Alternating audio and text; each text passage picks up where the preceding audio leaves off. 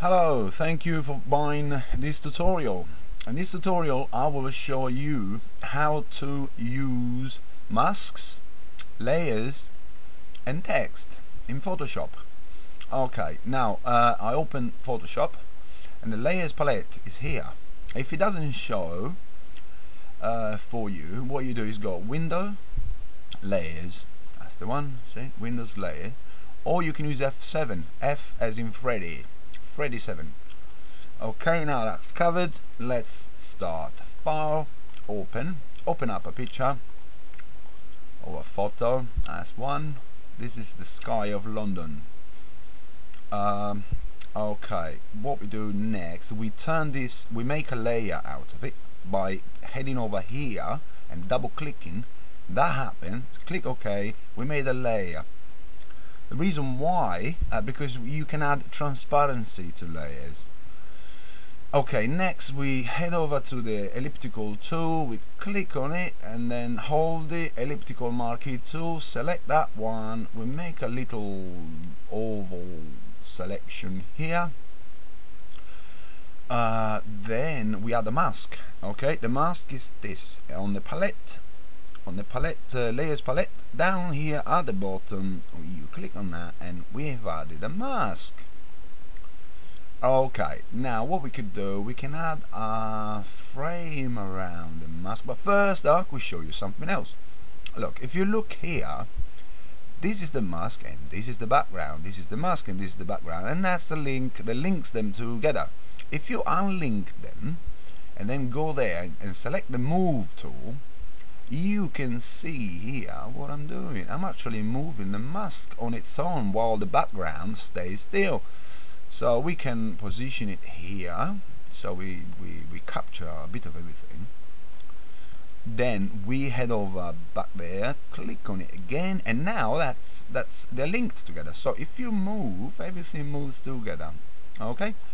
Now, okay, let's add some color to this, some frame to it. The frame button you want to press is here, little F for, in this case, we will associate it with frame. That's the one. Click and hold it. As there's lots you can choose from, but we'll just choose the stroke. First stroke, and there you go. See, it's already added. If we wanted to have it yellow, we click on the yellow, click OK. Here, this is the size of it. We can make it wider, we can make it smaller. I just have a thin one, and all the other ones you could play about with. You press OK, and that's it. Yellow. Okay. Now, how do we put some color here? We want to add some background color. So what we do, we make a layer, another layer here. This is the one to make layers. You press once, you click there. We made a layer, and we drag it. Actually, no, I'll leave it there. So let's see what happens. Okay, that's the layer. Now to color that layer, we want to select the foreground color. That's the one. We click on it. We want to use some kind of brownish red for the color. We press OK, and that changed, you see. So now we head over to the bucket tool. If you don't have the bucket tool, you just count 1, 2, 3, 4, 5, 6. Whatever is in that position, you press and hold it, and it might have been a gradient tool there, so you press on the gradient tool and then hold the bucket tool. That's it. Bucket, that's a little bucket. We press there and everything is turned to brown. How come we can't see anything now? Because what I was doing earlier. Because this layer is in front of the layers we were working on. So what we do, we go here, layer 1, this is the layer that's covering everything. We drag it to the bottom, which is actually behind all this. See? That appeared again. Okay, now we start adding text. Okay, so we head over to the text, to the palette tool here. We click on the T, that's for text. Hold the horizontal type tool, we like that. Okay, now this is selected. We press there and we write the text, but before we write the text we want to make sure that it's a color that is going to show on that background. At the moment that's the color of the text, which is the same color of the background, so we wouldn't see anything. So we change the color, we make it yellow again. Okay, now we click in there. Okay, so that's the size of it, 72 points. Let's see, and that's the font. If we wanted to change the font, we go here and change the font. However, we leave it as it is to see what comes up. Okay, now we type Photoshop. Okay, that size seems okay. Now we select Photoshop, and we add, remember how we added a frame to that yellow frame? Here, the F, click on it, stroke. That's it, automatically it goes back to red every time. So red is nice for now. We go OK, and that's red.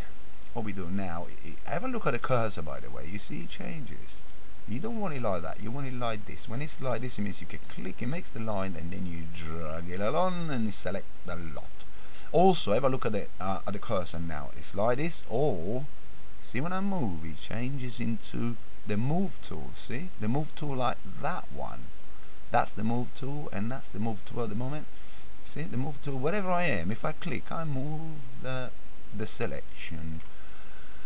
Okay, what we do the next, we curve it. We want to curve it. How do we curve it? Warp the test, curve it, give it a shape to an oval shape to follow the oval motif. We head over to this little place here, see for text. We click on it, warp text. We select. I always for this lesson I will use the arc. You can use all of them when you're playing about. But in this case we got arc. See, it moved. It already affected the text. And this, whoa, see what it does. This is pretty cool, eh?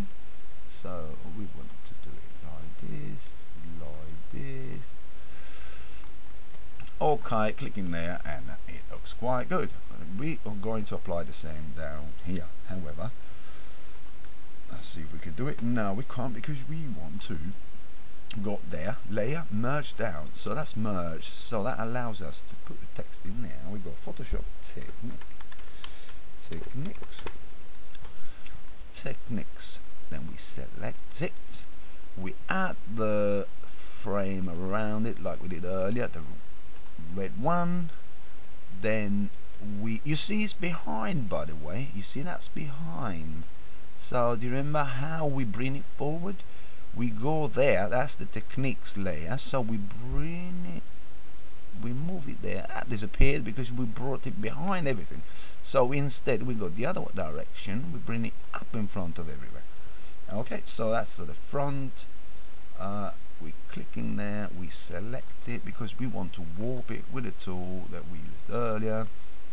We use the arc, and then we bend it. Whoa, whoa, whoa. Okay, we bend it this way. That's it. That looks good enough to me. Okay, so what else? We can add now resell rights to tell everybody that they're allowed to sell this tutorial and keep all the money for themselves. Okay, so what we do, we head over to the text. So text tool there, we press and hold it. The vertical type tool, we select that one, and we press in there and we write resell. Okay, that's actually kind of massive, so we move it up. We select it. We don't want it yellow either.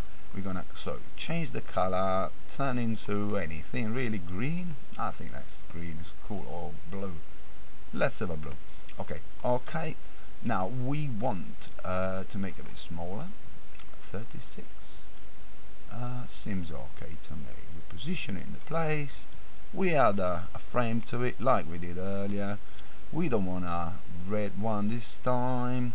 We might want a green, lime green. So okay, we select it again, and we apply the warping tool. By now you like this warping tool, eh? I love it, I love it. Look at this. You could spend ages playing around with all this That's the horizontal. Look what it does to it. It turns it the other way around. Or the vertical distortion. Look what it does. Anyway, that's up to you to play. I like it as it is. So resell. Well, it's a bit. It should be positioned slightly. That's good enough. Okay, we do the same here, but before we want to go into the layer, merge layers. Okay, then we press there and we write rights. Oh god, nothing happened. Okay, so we got image, edit, undo typing. Image, oops. What happened there, eh? What happened there? What happened there? Okay, what happened? I don't know. But we click there, we click text again, and we start again. Click once, and then we write rights. Okay, select the text once more. Stroke, change the color to green. Okay, select it again so we can warp it. Back to the warping tool. That's a lovely warping tool. Whoa. Okay, let's have a look at it. Resell rights has to tell everybody, including eBay, that this can be resold. No copyrights will be broken if you resell this, and you can keep all the money so long as you don't change it, I guess. You shouldn't change or edit it or use it for your own use slides of it. No, you can resell it so long as you leave it as it is, as you got it. So resell rights. What else? Okay, now we merge the layers again.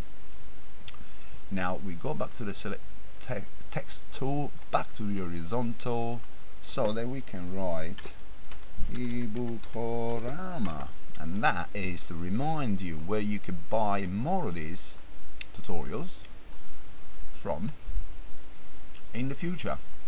Okay, Ibukorama. So now we make the text a bit bigger. There it goes, massive.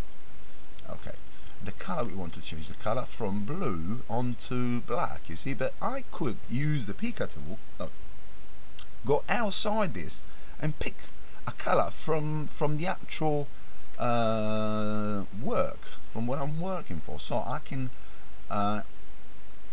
use the you know, keep some kind of harmony with the colors, and in this case I will just use black.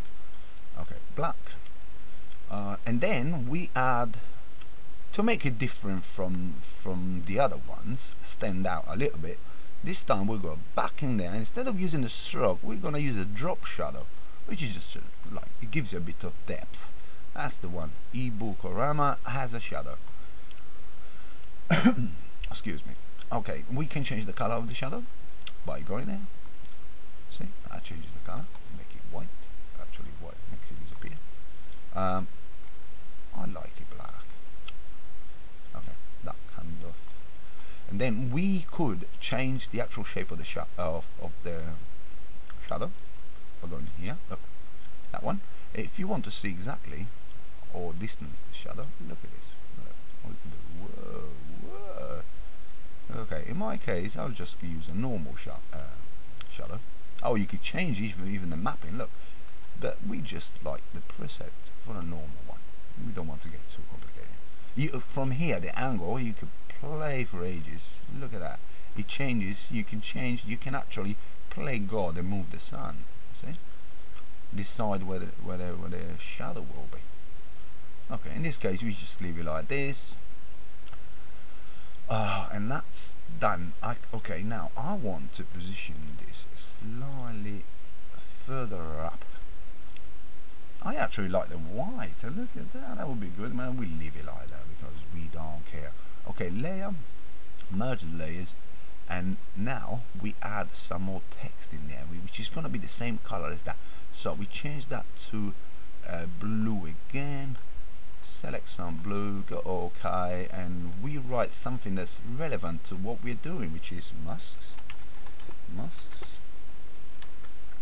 and text. Okay, capital T. Masks and text, which is a bit too big, but as you can see, we can go in there and change it to 36, which is too small, 48. But we'll find out soon enough how big we want it, because we want to warp it. Warp it, perhaps that's the wrong word. We want to stretch it and align it a little bit. More stretching. That's good enough. Okay, now I think that's blue. That was blue. We're gonna use the green frame on it. Green again. Okay, and okay. Masks and test. Now we click in there. The other thing that we've learned, masks and text and layers. We've been working on these layers. We move them forward and backwards, as you've seen earlier, by dragging them. Masks and text and layers. Okay, so layers. Again, we're going to add a frame on it. Green frame again. Clicking there, clicking there, clicking there. Done. We might want to overdo and make it slightly bigger since we've got the space. Okay, so position it there. Done. This is done. Okay, next we just go to the layer one, merge layers, then go back to the layer and hit flatten image. Now that's it. I actually double clicked it.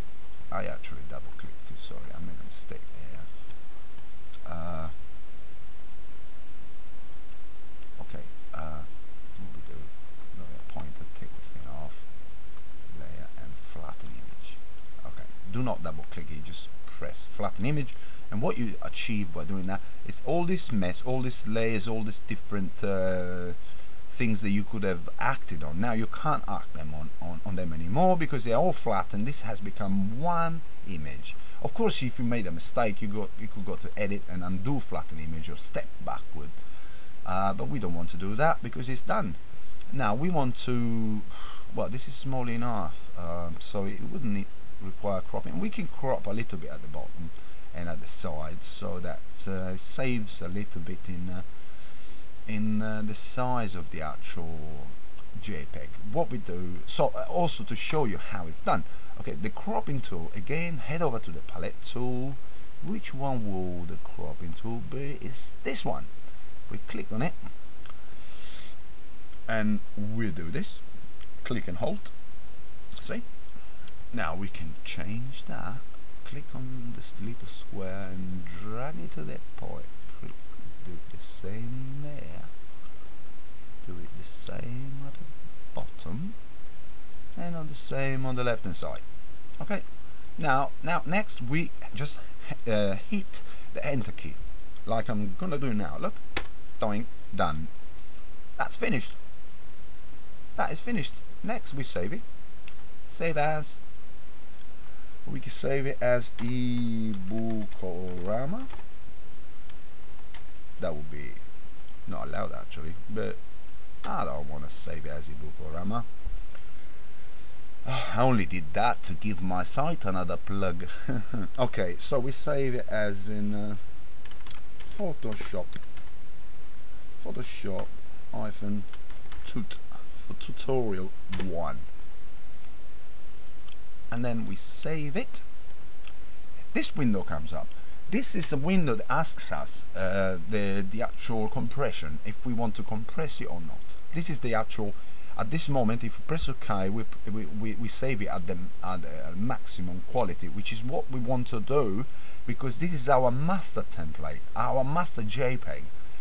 I advise to everybody to just save it as a maximum. I'm actually saving in JPEG format, so BMP would have been better, but for the sake of this, I think JPEG is alright. Just save it as maximum, and then if you want to compress it further, you could do it later on. So you go OK, that's saved. Head over to the thing, have a look my documents, have a look at that, see what it looks like. Photoshop 2, double click on it, and that's the one. That is the one. it's open. It's been open with this program. It's called Earphone View, as you can see there. You can find it at earphoneview.com, and it's a free program. I give it a plug with pleasure because it's a really nice little program. You can do stuff with it as well. Now I've got it open here as a tip, as an extra bonus. I'll show you. You go into Image, you go into Enhance Colors, and you could play again, you know, like it's never finished. It's got a bit more contrast, a bit more brightness, a bit of gamma correction. You can make it slightly darker there, because then you add a bit more brightness, more saturation on the colors. That makes sense. And then watch what happens to that as I click OK. Here it goes. It changed it slightly. On some pictures it works more than others. Okay, that was it. I hope you enjoyed it, and I hope you learned something. If you have any requests, anything to say, any suggestions, please mail me at info@ebookorama, as in ebookorama.com. Many thanks for buying, and I will see you in the next tutorial.